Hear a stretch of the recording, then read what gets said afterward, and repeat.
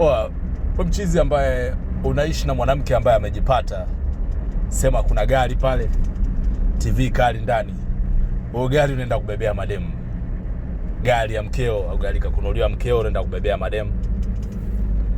Kazi yako kutwa kukaa kwenye TV unabadili channel kama vile upo likizo, yani shule ya msingi likizo nini, kwa channel kila wakati.